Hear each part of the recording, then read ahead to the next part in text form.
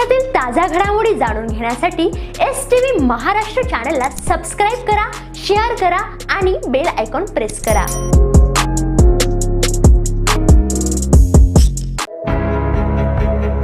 कोडीत परिसरातील लाभार्थ्यांचे अनुदान रखडले। शिरपूर तहसील कार्यालयात निवेदन।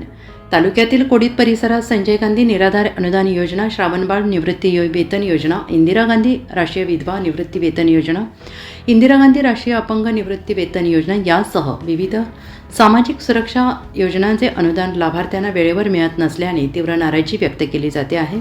या पार्श्वभूमीवर आज कोडीत परिसरातील अनेक लाभार्थ्यांनी युवा नेतृत्व मोगेश पवरा यांच्या उपस्थितीत शिरपूर तहसील कार्यालयात नायब तहसीलदार यांची भेट घेऊन आपल्या समस्या मांडल्या।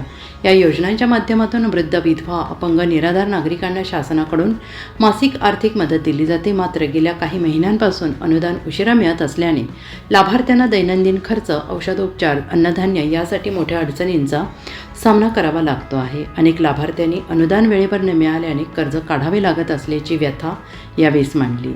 युवा नेतृत्व मोगेश पवरा यांनी प्रशासनाचे लक्ष वेधत सांगितले की कोडीत परिसरात मोठ्या प्रमाणावर गरीब, वंचित घटक या योजनांवर अवलंबून आहेत।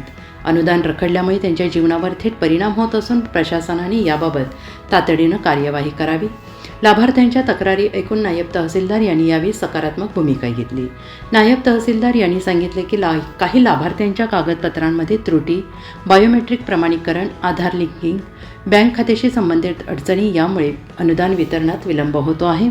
अशा सर्व त्रुटी लवकरात लवकर दूर करून पात्र लाभार्थ्यांना वेळेवर अनुदान मिळेल यासाठी प्रयत्न केले जातील असेही त्यांनी आश्वासन दिले।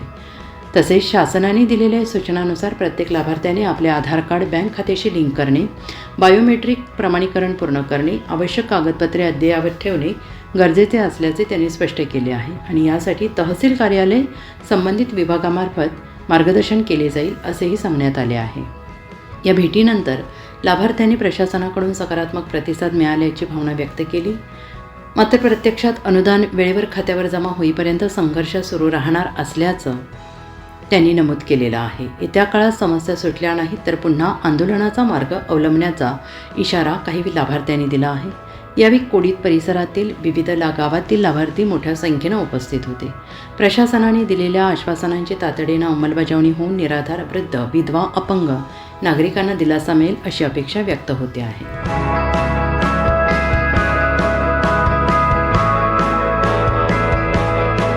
नमस्कार, मी मोगेश प्रकाश पवरा, राहणार कोडीत। आज आम्ही तहसील कार्यालय येथे ग्रुप ग्रामपंचायत कोडीत येथील सर्व ज्येष्ठ नागरिक, महिला, वयोवृद्ध हे आज इथं तहसील कार्यालय येथे आलेलो आहोत। यांचं 10 महिन्यापासून कोणाचा पगार पडलेला नाही। खूप अडचणी डेबिट अकाउंटमुळे प्रॉब्लेम येत आहे। मग यांना जे अडीअडचणी किंवा काही जे पैसे भेटायचे त्याच्यामधून त्यांचे जे गरजा आहेत ते पूर्ण व्हायचे, पण 10 महिन्यापासून ते थांबलेले। त्याच्यामुळे आज आम्ही तहसील कार्यालयाला प्रत्यक्ष संपूर्ण गावातून आलेलो आहे। आज आम्ही इथं प्रत्यक्ष भेटलो आणि त्याचं माननीय अमरेशभाई यांच्या नेतृत्वाखाली हे अमरेशभाई कार्यालय इथून पण युवक आलेले सर्वजण मिळून यांचे फॉर्म भरून आज निवेदन पण देण्यात आलं आणि यांचे जे पगार आहे ते वेळेवर पडायला पाहिजे ही अपेक्षा व्यक्त करतो। जय हिंद।